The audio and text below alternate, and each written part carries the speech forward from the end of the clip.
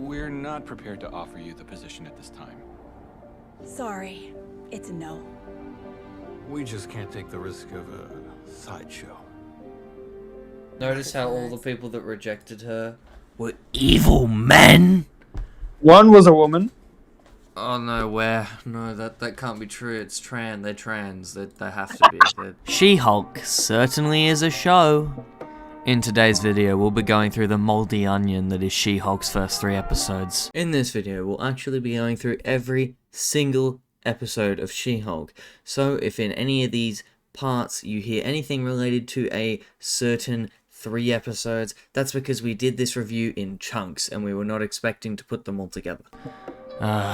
Let's get into it. We open on Cap Fuckera doing a practice legal suit in front of her colleagues, one being an assistant woman who backs the Cap Fucker up after every line, and the other being a man.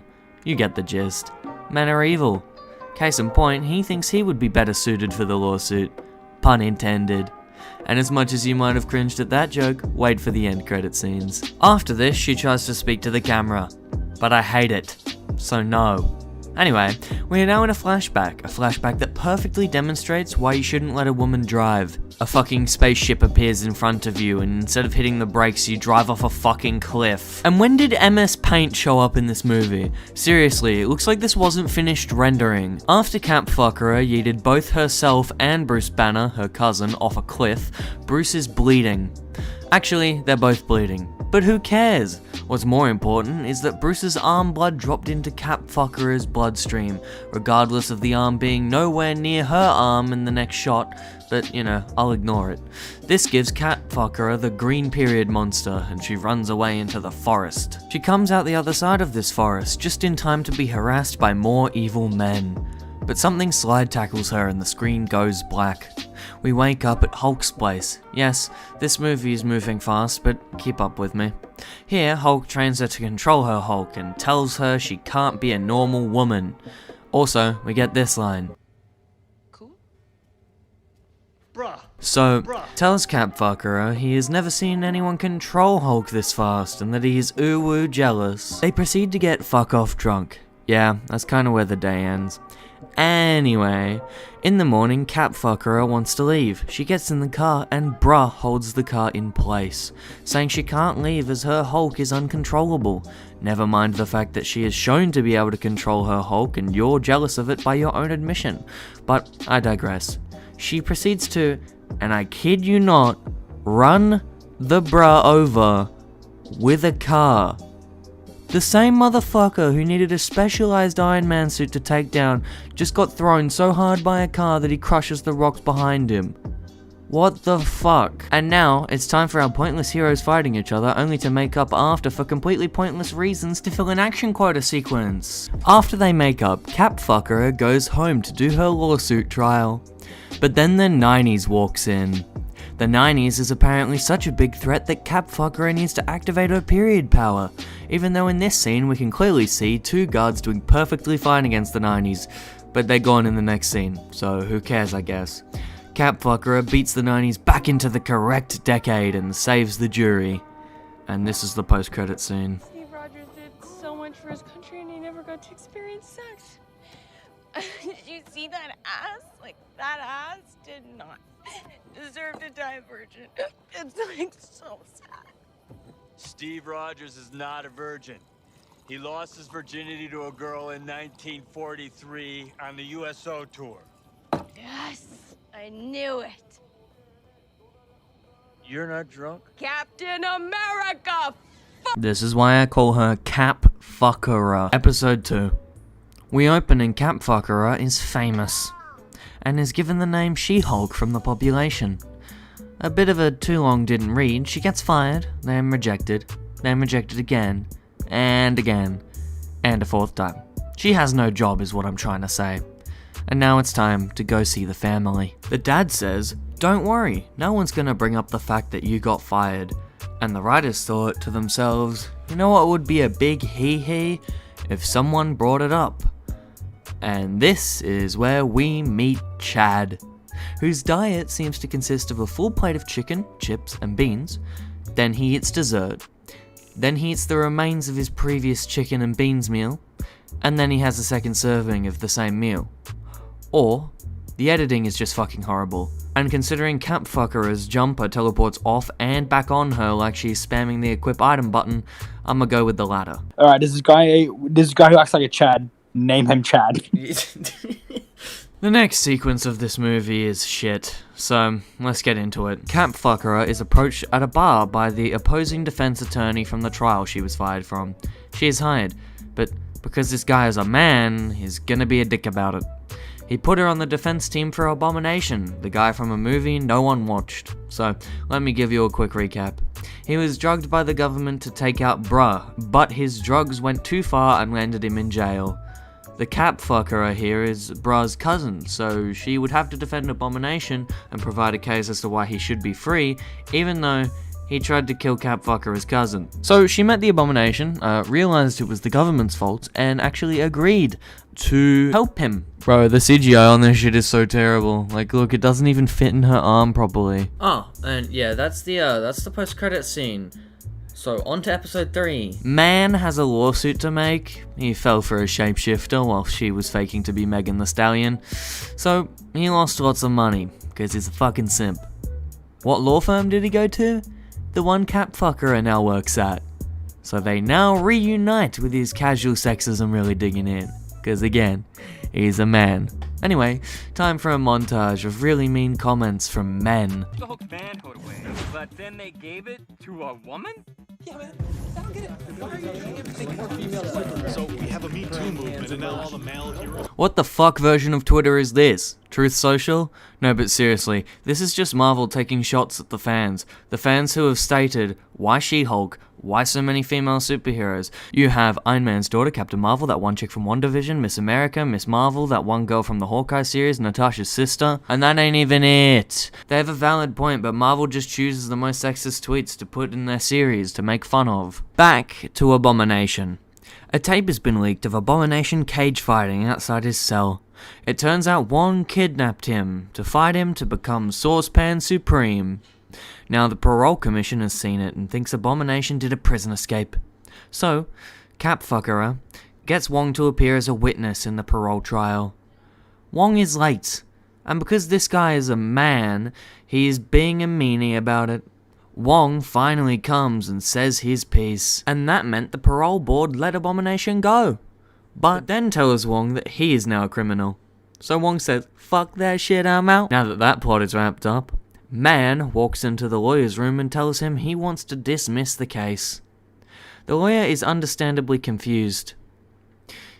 We soon find out that it's a shape-shifting elf, who then impersonates the lawyer, and because, again, Man goes into the hall telling all the staff he love harassing women in the workplace. It's my kick. The elf is attempting to get a cancelled trial by proclaiming there is no way Man could be dumb enough to believe that he could date Megan Thee Stallion. The attempt to get the trial cancelled fails, but the judge does agree that it seems unlikely that Man is that stupid. So, what is Man's lawyer's plan to, prove Man is retarded? Well, it's to get Capfuckera to come and shame him in a courtroom. Because that's perfect evidence. Long story short, it works. And I shouldn't need to say this by now, but here's the post-credit scene. This is a boba cafe. Alonzo says that it's a front for a superhero clothing business. They need to hide superhero clothing businesses behind bubble tea. Fucking it's a drip mask. It's a drip lab. You go in there. There's a bunch of bubble tea workers. You go like, you whisper to them, "Where can I get some Supreme?" And then and then they're like, "Follow me into the back." You know what they do? They walk in. They go, "Gucci flip flops, fucking itch, bitch in the socks." Bro, let's see what happens. Okay. I'm so excited. Hi, are you ready to order? Hey, how you doing, man? My boy Alonzo sent me. Alonzo. Okay, what's the order? For the superhero stuff. This is a boba cafe. Come to the back. See, it is a oh my god! We called it completely. Come to the back. Come to the back. We called it completely. That's so funny. To the back. No, we were memeing too. We were joking. We were Drip trafficking. Drip trafficking. Oh my god. Fucking hell. We open on a magician, which, come to think of it, how do magicians still get business in this universe? There is a new cataclysmic event every few years, and people with literal superpowers that deal with it.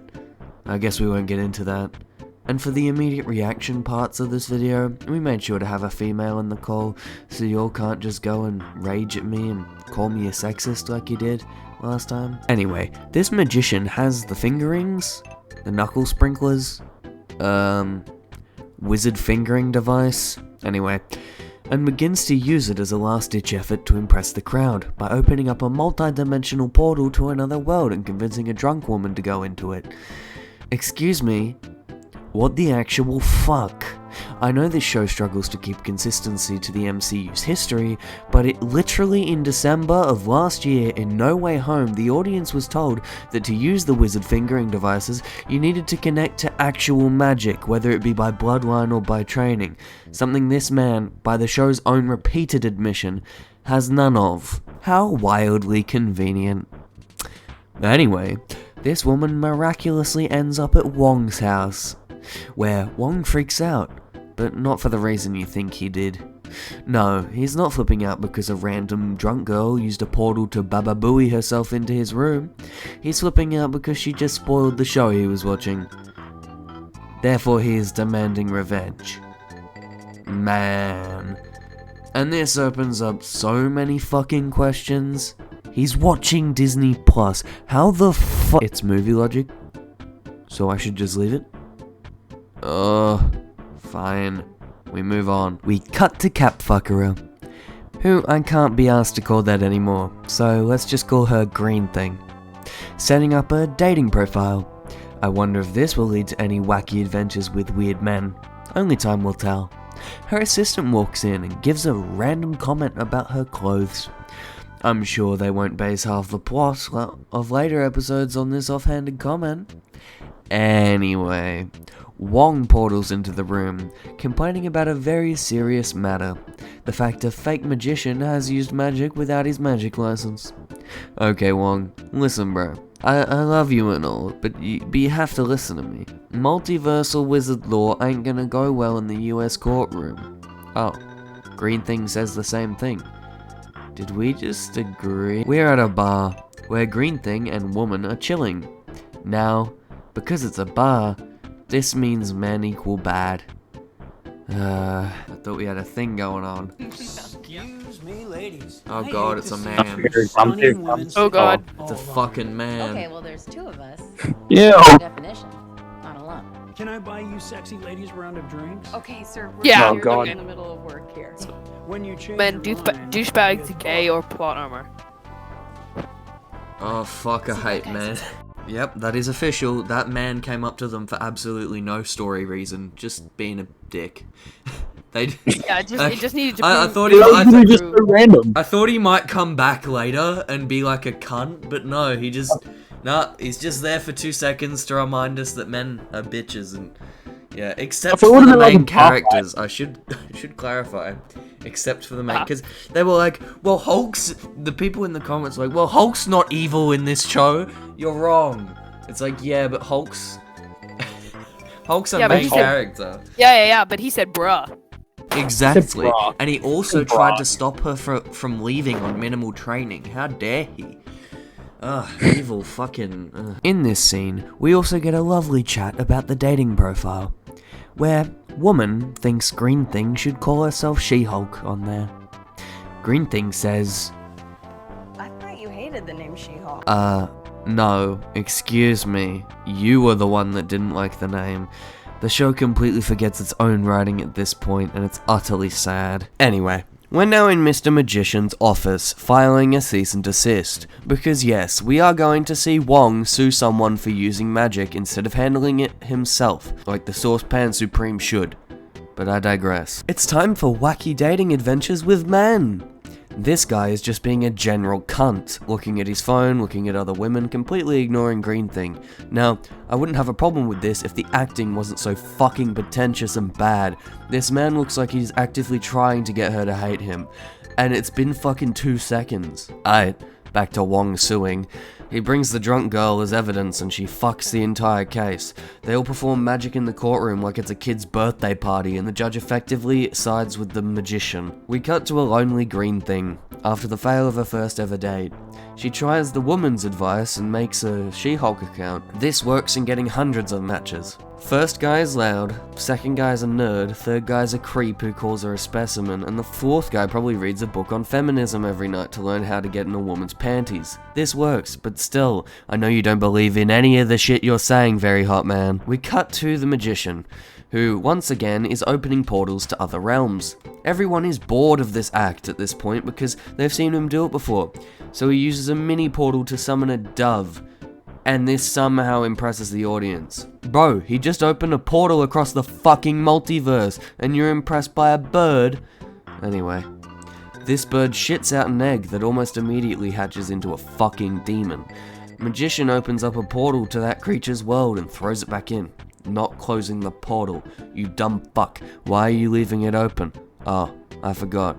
The story has to happen. Through the portal comes hordes of demons, and this guy doesn't even try to close it. He just goes to Wong to tell him about it. Wong opens a portal to Green Thing and Very Hot Man, who are currently very close to making out. He brings Green Thing through and says, I have to repair the portal. "What do you mean you have to repair it?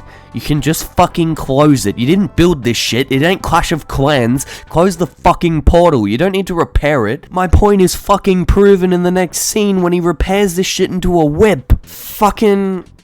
whatever." After that, Very Hot Man is seen reading a book on feminism. I fucking knew it! Anyway, Very Hot Man and Green Thing have Hulk sex. Is that like the equivalent to fucking a girl on her period?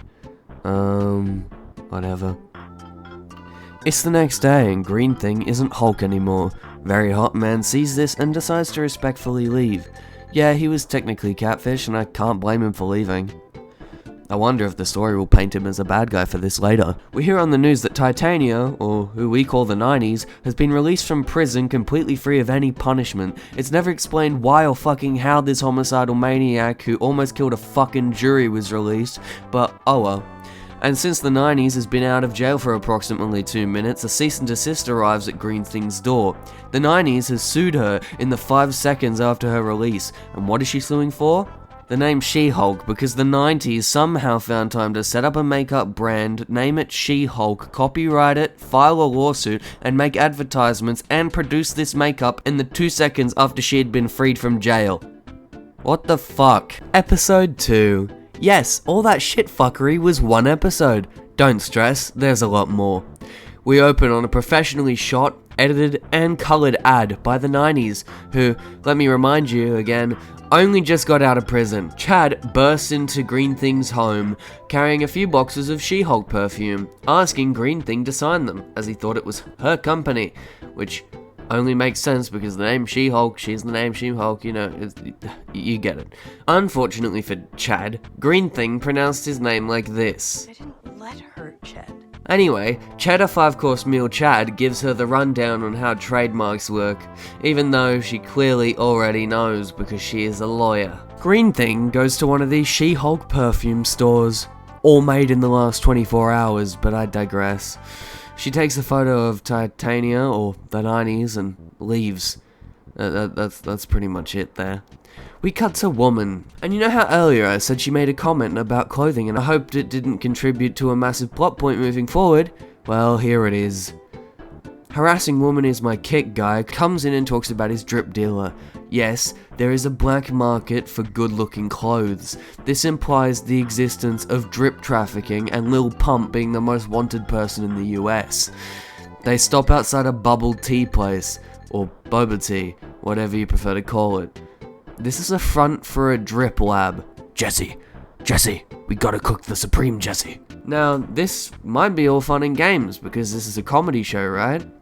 Hell, the director says the actor of She-Hulk is the best actor of our generation.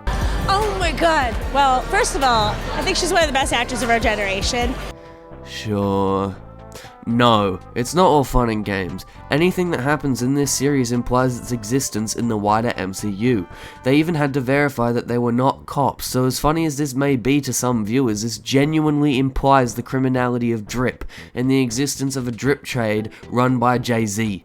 To get the Green Thing approved to see Jay-Z, who I will be referring to as the Drip Lord from now on, they had to lie and say she was a part of the Avengers. Just hold on a second. How many members of the Avengers are left? Thor, Bucky if you count him, Hulk, Falcon, and Hawkeye?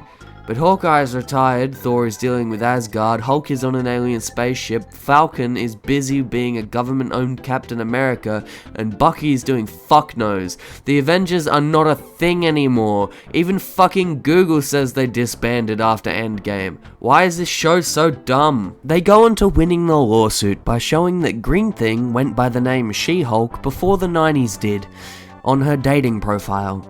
They used all the people she dated as witnesses, and for some reason Green Thing's lawyer asked Very Hot Man if he would have matched with Green Thing if she didn't catfish him as She-Hulk. He says, "Not to be offensive, but your human form just isn't my type." They win the case and go outside, where Green Thing's lawyer tells Green Thing that she deserved better, and that guy was an asshole. You literally fucking catfished him. I don't know what you expected. Anyway, we cut to Jay-Z asking for a lot of fabric because She-Hulk is a big customer. And that's the end of episode 2. Oh, he's definitely getting a good view. Anyway. Oh, wow. I don't know that I'll really have an occasion. Just say thank you, Jennifer. Thank you. Hello? This shouldn't be left out in the open. Tinsley, does client confidentiality mean nothing to you?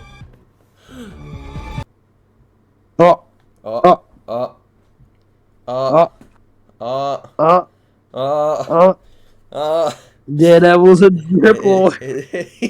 He's got drip connections. Fuck. Daredevil's a criminal. That's why he's calling Kingpin. He owes Kingpin money. Drip money. Kingpin is still the drip lord, man. Fuck. He's still the drip lord.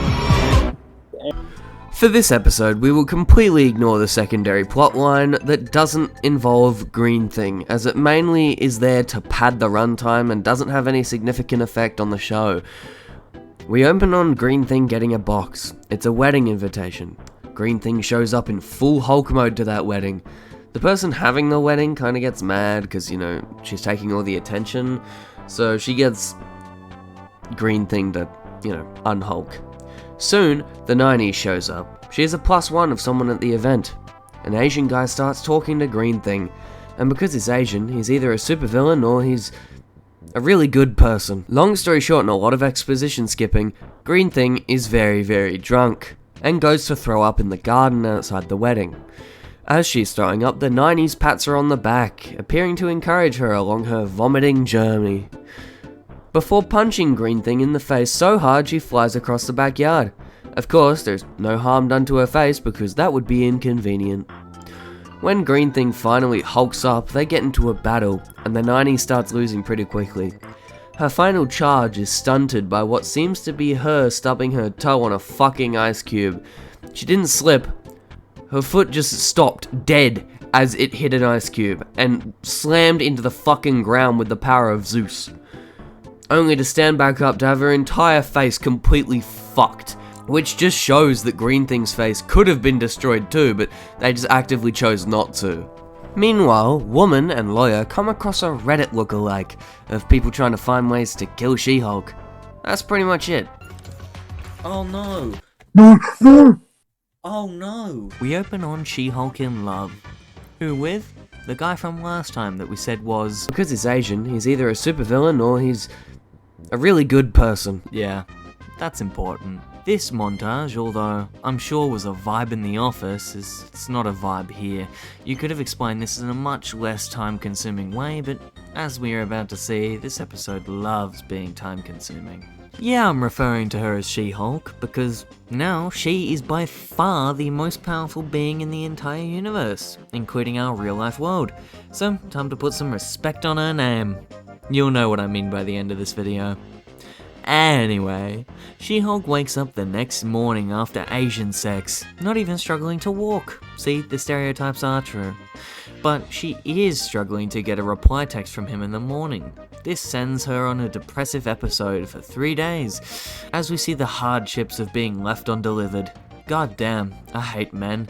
She has it so much harder than Bruce does. Anyway, she gets called in to investigate a possible parole violation by Abomination. She goes to investigate, where they find out he tried to hop an electric fence to save his pet chicken. So, the parole ankle bracelet malfunctioned. With her work done, she goes to leave, only to have Mr. Mexican and Bullman, the second name wasn't a joke, arrive and have an epic battle to, as Abomination put it, peacefully sort out their differences. Because of this fight, her car gets destroyed, and to her dismay, a Bomber Bro's house ain't got no internet, cause he is a hippie. So now she's stranded at his place. Don't worry, it's time for the character goes into a therapy situation where they realise they can be themselves seen. Gotta love it. The only thing of substance from this entire part of the episode is this vampire's offhanded comment. Which to that I said, or he wanted your blood. Maybe that's foreshadowing. Maybe he did it to get a sperm sample. To get like a sample. Oh my gosh! Make World War Hulk! Maybe he is evil. Maybe there's a reason I'm bringing up all these things I made joking predictions about. Oh, and Obamastay. Fuck's sake. This episode finishes off with a flashback to sexy time with Asian dude, who is clearly doing something evil as he texts a syringe emoji with a thumbs up emoji to a guy named Hulk King. And then takes a photo of She-Hulk while she's sleeping. Oh my god, wow, what a surprise. He is evil. I am shocked. On to the next episode. We open and, long story short, there is a wannabe superhero named Leapfrog who failed on one of his superhero missions due to his suit failing. Now he wants to sue, however She-Hulk makes fun of his silly superhero name. Now, all he wants to do is sue the Drip Lords. She-Hulk's like, damn bro, I ain't gonna get no drip no more, excommunicado type shit, but takes the case anyway. Poor Jay-Z is brought into a courtroom where it seems like he's representing himself. Oh wait, no, do you see that? Cause he sure doesn't. It's the man, the myth, the legend, Daredevil. Welcome to the MCU, my friend. Unfortunate that it had to be under these very, very poor circumstances. In all honesty, he's written well. Actually, he's written by the comic book nerd of the group. Well done. Unfortunately, you couldn't keep him safe for long. Jay-Z, with Daredevil's help, wins the court case. Well, then I posed this question to Firelight. Huh.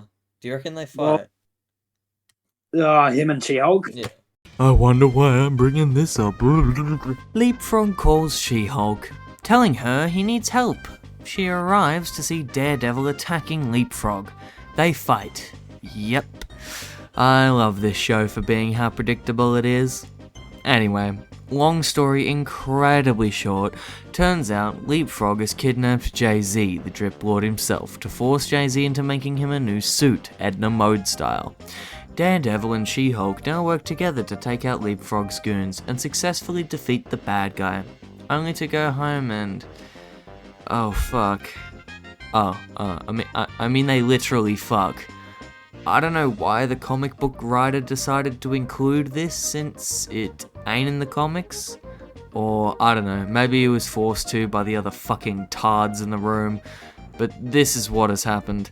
Daredevil the character is officially fucking She-Hulk, completely throwing out any goodwill the episode had with it, irreversibly changing Daredevil's character. It'd be better if this was a once-off, but they're dating now, as confirmed later in the series. And this is canon. Don't worry, it's about to get far, far worse. Oh, and I neglected to tell you earlier that in an offhanded comment, Woman showed She-Hulk that she had been nominated for the Female Lawyer of the Year award. Yes, they turned this into a plot point. She-Hulk arrives at the Female Lawyer of the Year awards and seemingly completely forgets the whole of the last episode. Don't worry, I did too, where she realized she could be herself. Turns out, it's not just her being nominated, it's pretty much every female lawyer in the area. They are all asked what it's like to be a female lawyer. The first one answers, "It's so empowering." Yeah, I'm sure it is, Stacy, as if the court system didn't already fuck off the father of your kids. Anyway, the second one says, "Twice the work and half the recognition." Man, I don't know if you guys are with me on this, but I ain't usually focused on any lawyers, let alone enough to care about the gender. I'm pretty sure Johnny Depp's female lawyer got by far the most recognition, but okay, you go girl. Now it's She-Hulk's turn. Before she can get her speech off the ground, the screen behind her gets hacked, showing all of her Tinder dates, text messages, and that's a sex tape. Damn, the Asian dude really was a supervillain. He only exposed the clothes parts of the video. She-Hulk is called a slut. Oh no.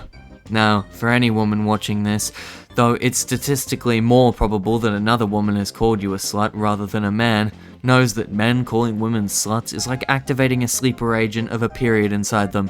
She-Hulk goes super sane, causing her to be seen as a monster to everyone around her. This ends the episode.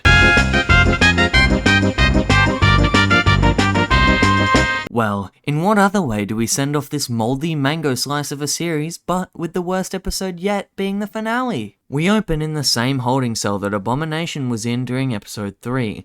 This time, She-Hulk is let out on the condition she wears an ankle bracelet that tells the police whenever she transforms, effectively banning her from becoming Hulk. Interestingly low charges, but we'll ignore it. She gets fired from her job and moves in with her parents. Woman is over and talking to She-Hulk when She-Hulk's mother comes in and shows the woman an embarrassing video. This video contains She-Hulk twerking at a party from years ago. Woman goes home and uses this embarrassing video to get into a website of the hackers. It's the Reddit clone from last time? Yeah. She instantly gets invited to a party they're throwing to celebrate the victory over She-Hulk. Meanwhile, She-Hulk, or just Jen, goes to Abomination's vibey hippie ranch to go take a breather and calm down. Meanwhile, Woman brings Lawyer Man to do the investigating because all the men that don't like She-Hulk obviously hate all women, so a man has to be the one to go. He is given the specific instructions to call all women females. Personally, I've no fucking idea why calling women females constitutes as sexism. It is just another name for them. It's the same as calling men males, so I don't see the issue with it. Oh well. After Lawyer Man enters, you see a guy with a neckbeard saying, "Guys, she just sucks. I'm not saying that because she's a female. I would say the same thing if she was a male."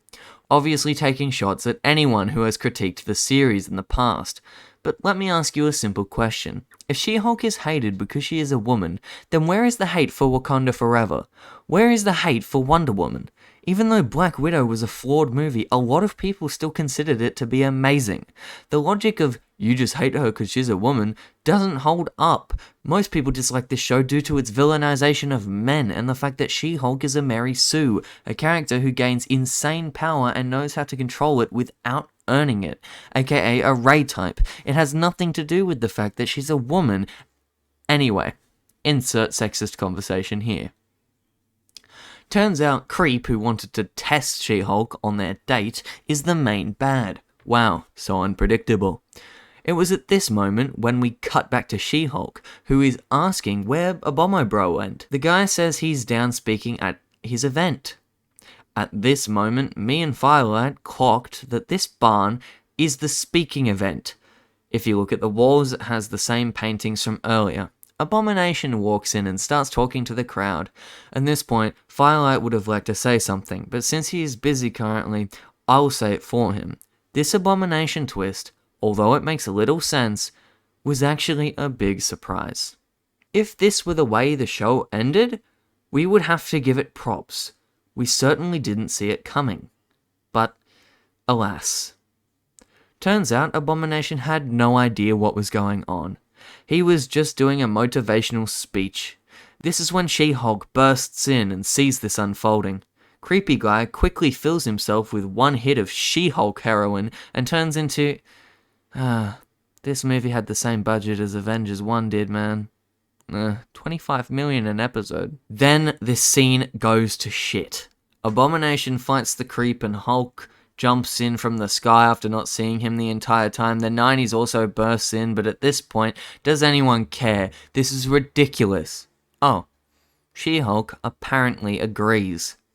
The viewer tries to stop watching the cringe fest, which, yeah, I'm with you, but She-Hulk effectively says, no escape, and pops out through the icon on Disney+. Yes, She-Hulk can interact across the multiverse by popping through panels.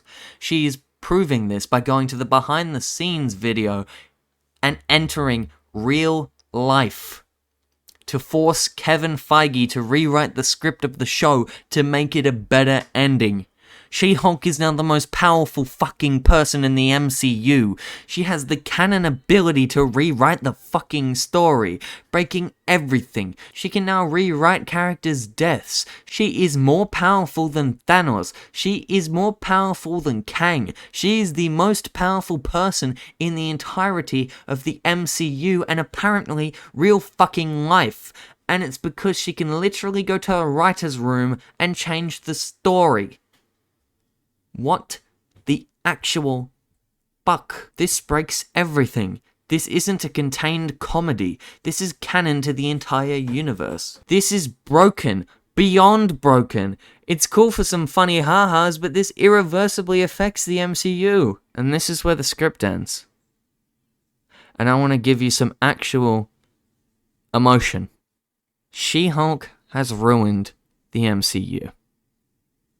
Although it was already on a negative path. Multiverse of Madness wasn't a great way to continue the story, but there was still hope. Marvel giving all these new directors a chance ended up to be their biggest downfall. She-Hulk has ruined the MCU. The only way to fix it is to write it out of canon and pretend it doesn't exist in the same universe. But this can't happen, because it sets up Hulk's story with his new son. Yeah, I didn't even fucking mention that. I was so sick of this. The most powerful person in the MCU is female Shrek. Oh, sorry, no, She-Hulk. Fourth wall breaking is fine, but being able to literally rewrite the fucking script of the show? That's ridiculous. I don't know who saw this as a good idea. Apparently these fucking tards with the incredible Hulk in the background thought it was a good idea. But it's ruined the MCU. Any character consequence can now be unwritten by She-Hulk. This character that's meant to be the girl version of Hulk, who, yeah, can make fourth wall breaks, even in the comics, can't rewrite the entire script. What the actual fuck? What the fuck? Anyway, this is where I and Firelight would like to leave this off. Our final review on She-Hulk. Until season 2 comes. God damn it.